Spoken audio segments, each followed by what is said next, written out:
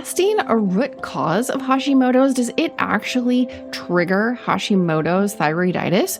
Or is fasting, like some people claim, even like a cure for Hashimoto's? Well, the answer to both of those is yes. And that's what we're going to talk about today, because like so many different things in your life and in your health, the answer for you might not be the same as the answer for somebody else. So we're going to talk all about fasting today, and I'm going to help you figure out, is this something that you could pursue, or is this not a good idea for you? And welcome to the Health with Hashimoto's podcast. This is episode 82. Thank you so much for joining me. My name is Esther. I am a registered nurse. I'm a holistic health educator. I'm a mom, and I have Hashimoto's, and I have tried fasting several times. And it has always been really bad for me, honestly. And so it was like mid-fall, maybe. All of a sudden, I started seeing so many ads and interviews with this doctor on social media. And it was all about fasting and fasting with your hormones. And I was intrigued because everything that I have read so far and everything that I have looked at indicates that for women, fasting is generally harmful because of our hormone cycle. And we have talked in the past that low blood sugar is actually one of the root causes for Hashimoto's. Out of balance blood sugar, both high and low, can be a root cause, but out of those two, the low blood sugars seem to be more of a stressor on the body and seem to trigger more autoimmune problems than high blood sugar. And we've talked about that before on the podcast, because I do want you to know what the root causes are so that you can take action and you can implement, changes so that you can see better health. So when I saw all of these ads and these interviews, I was intrigued.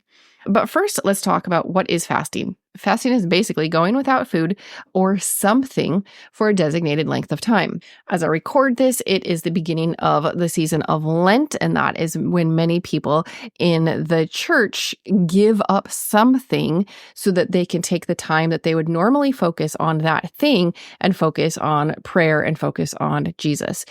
Traditionally, it was always food, because back in traditional cultures, gathering and preparing food was the bulk of your day. Like, we didn't have fridges and supermarkets and stuff.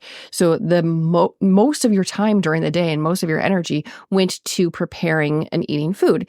And so they would give that up to spend a lot of time in prayer. And now some people give up other things like social media, or you'll see them give up something else. But traditionally, when we talk about fasting, we are talking about giving up food. And so that is the context that I'm using today for this podcast episode. We're talking about giving up whole foods. I'm not talking about like a water fast, anything like that, giving up foods. And it has gained popularity over, maybe the last decade, especially intermittent fasting. And this used to be normal. People would stop eating at supper time, and then they wouldn't eat again until breakfast. But now, like I said, food is so much more easy to come by. And, we have microwave popcorn and we have bags of chips. So what do you do after supper? You sit on the couch and you have a snack. And so people are eating all the time. And that's not really good for our blood sugar. It's not really good for our health. So intermittent fasting is basically, at the premise, is taking some time off every day to not eat. And when people start talking about intermittent fasting, they'll start talking about a eating window and a fasting window. So if you quit eating every day by 7 p.m. and then you start eating at 7 a.m., then your fasting window would be 12 hours and your eating window would be 12 hours. So that's like intermittent fasting, and it can go up to fasting windows up to several days. And when people started doing this, they noticed a lot of health benefits, especially the men. But women do not have as many health benefits when they're doing this intermittent fasting, especially women who are premenopausal. And so we know that there's a correlation with hormones, and there's more that we as women have to consider when we're fasting. And honestly, I think that is why I had problems the first several times I tried fasting, because I was just going on, on the blogs and what people said on the internet and about intermittent fasting. I hadn't learned about the hormone aspect yet. So I was implementing what they said about how to learn how to intermittent fast, but I was not tying it to my hormones. And every time I tried intermittent fasting, I tried it 2 different times I gave it a good month or 2 of trying to implement this in the way that people taught. And I gained weight. I had increased fatigue. I probably had increased Hashimoto's, but the first time I did it, I didn't know that I had Hashimoto's. Maybe I was developing it. I don't know, but it just didn't work for me. Have you had that experience? Have you tried intermittent fasting and found that it backfired on you? And maybe it even triggered some Hashimoto's, like I assume that it probably did for me. Well, there's a couple reasons. Number one, when your blood sugar goes low, it is a stressor on the body. It is a hard stressor on the body, and that increases your cortisol. We've got lots of episodes on cortisol and on stress and how that impacts your immune system and how it kind of causes your immune system to go haywire. And then your immune system attacks your thyroid, and that is Hashimoto's. So we do not want to raise our stress level, especially chronically. Well, and then in women, during our typical 28-day cycle, of course, your cycle might not be 28 days. You might not even have a cycle anymore. But typically, on a 28-day cycle, there are different periods within that cycle where we are more susceptible to stress, and our body cannot tolerate fasting as much because our bodies as women are created, like everything about us is created for us to live and for us to grow a human being. Everything is focused on that. And there are certain times in your cycle where fasting does not work with your cycle, and it's going to cause increased stress in your body if you try. So that's kind of like the bad news. Is fasting good or bad? Well, bad news, yes, it is bad. And then let's look at the flip side. How is fasting good? Now, fasting does a whole lot of things, and some people say that through the practice of fasting and doing it correctly in sync with hormones, they have been able to reverse their Hashimoto's. I am not making any claims on this podcast.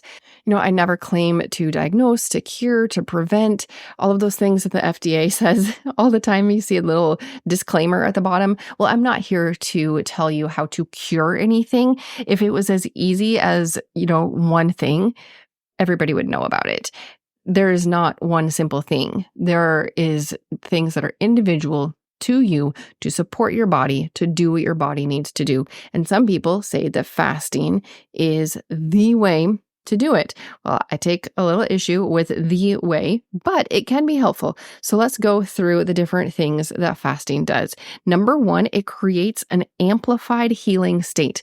There are so many things in your body that it kind of activates and it mobilizes so that your body can heal better. One of those, and the earliest thing, is ketones. Now, you've probably heard of ketones because they're all over social media, but ketones is what your body uses when it doesn't have sugar to burn. It burns ketones.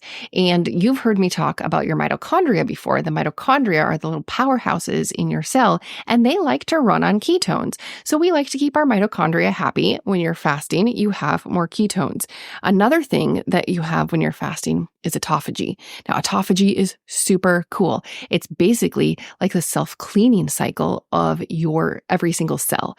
Autophagy is when it goes through and it figures out, your body figures out what is needed, what is not needed. It cleans things up, it recycles, it repairs, it throws stuff away. Autophagy is really, really cool. And we need autophagy to happen in order to clean out our bodies, to have a healthy, functioning body, to have healthy functioning organs and cells. We need autophagy to happen. And autophagy does happen when you're fasting.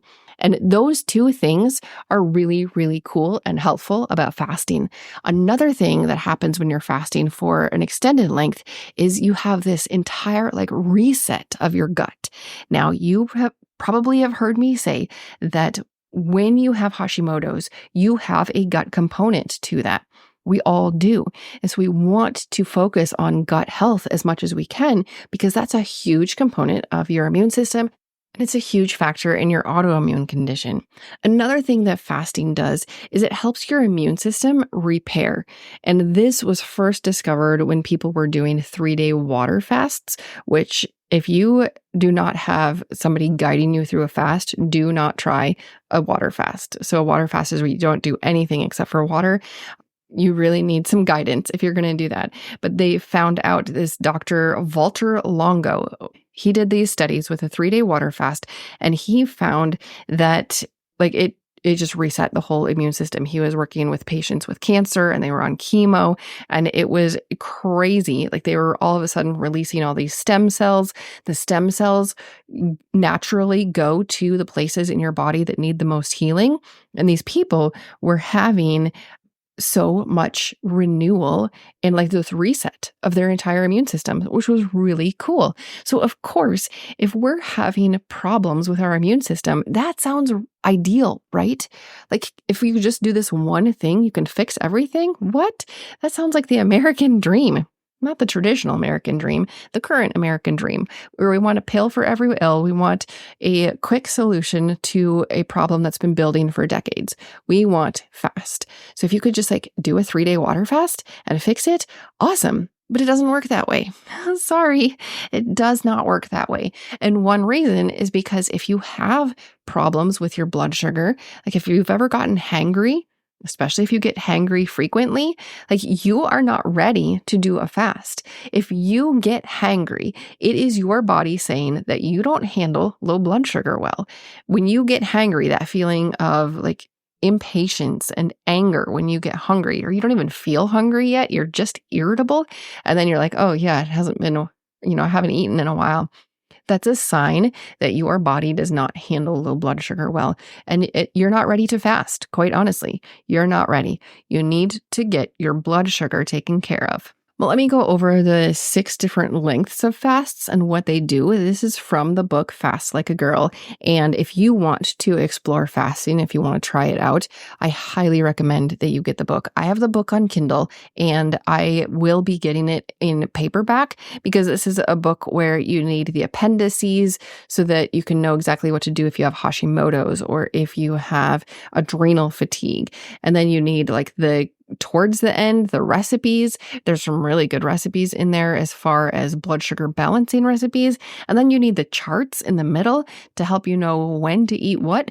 And those things are just kind of harder on a Kindle. You can bookmark each thing, but this is a book that you really want to have in your hand as a reference guide as you learn to fast, as you prepare your body, as you figure out when to do what. You really want to have this book in your hands. The author is Dr. Mindy Pelz, and she was all over social media a little while ago, and you can look her up on YouTube. You can look her up on any of the social channels. She has a free Facebook group, and then a Facebook group where you pay a lot of money every month in order to fast with her, to have these guided fasts, but she's got tons of resources. But the Fast Like a Girl book is great. I would recommend that if you want to dive into this. So anyway, the 6 different length fasts are these. First is intermittent fasting, and that's between 12 and 16 hours without food.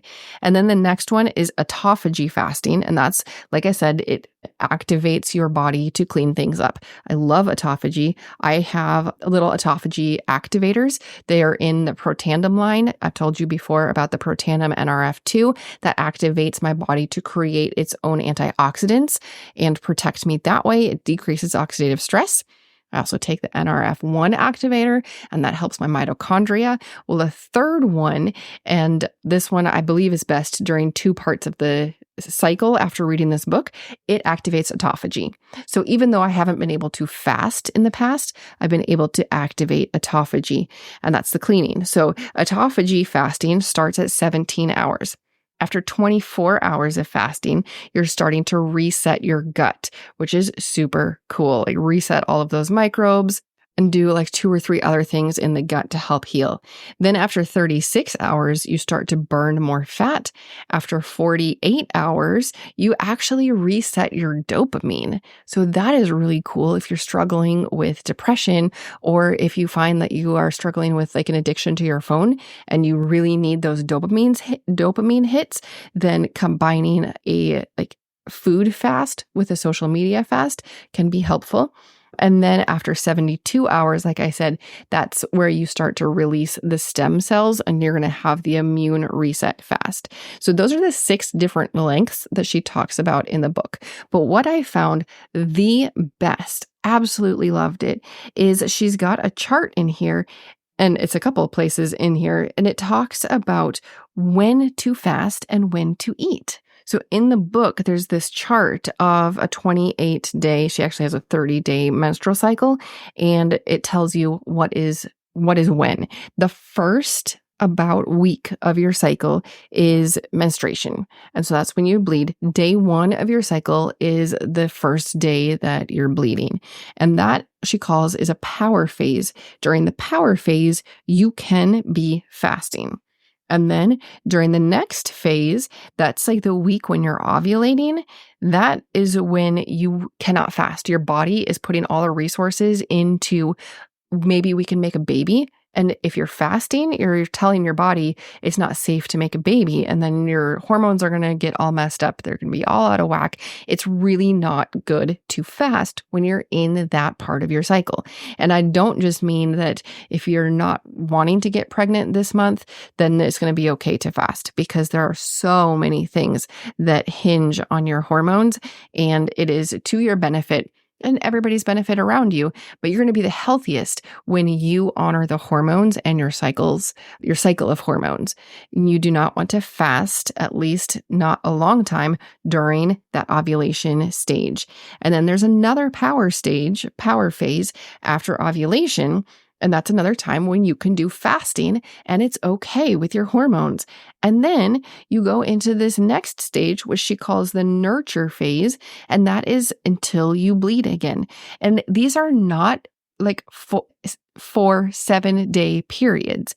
It really varies on you, but it also varies on this chart. So grab the book. Look it up. I'm sure that this chart is on the internet somewhere. If you look it up, I will try to find it and post a link down in the show notes. Or you can always head over to my blog. I do try to keep the blog updated, usually within 1 week of the podcast episode airing. Then I have the transcript, revised so that it reads better. And I have that up on the blog, and I will have all the links in the blog. And then I should have this chart if I can find it, or I'll just have a link to it. Anyway, you really want to honor your hormones and to work with them. When you are working against your hormones, things don't work. And that's, I think, the biggest reason why fasting, as a general thing, doesn't work well for women. Men, they have a 24-hour cycle. That's it. 24 hours. Every single day is the same as far as their hormones. Women, our hormones are always changing. We have several different hormones and they go off of each other, and one rises, one falls. It's really complex. It is amazing. Women are amazing. Our bodies are incredible. Everything that we go through in a period cycle, it's so cool. And I really feel bad that we don't grow up knowing that. We do not grow up, at least I didn't grow up knowing that it was a gift to be a woman. Instead, we felt like it was shameful to get a period. Puberty was, well, it still is awkward for everybody. It's not fun for any woman, but it's a really, really cool thing. And our hormones are amazing. When you learn that you can work with your hormones and that you can harness different types of energy during different parts of your cycle. Like there's 1 week where you feel more beautiful and you actually look better according to what your hormones are doing with your skin and with other things. And then there's other times during your cycle where you are able to multitask and you're able to get a ton of stuff done. There's other times in your cycle where you are more emotional, and that is probably the one that we all recognize. But really, our cycles are wonderful. And I feel bad that so many of us have grown up thinking that it's almost shameful to be a woman. It's not. You are amazing. Your body has been created perfectly. And when you can learn to work with your hormones and not stress them out, things are going to work better. So in summary, fasting, it can be bad. It can be good. If you're just going to like fly into it and try it, then it's probably going to be bad.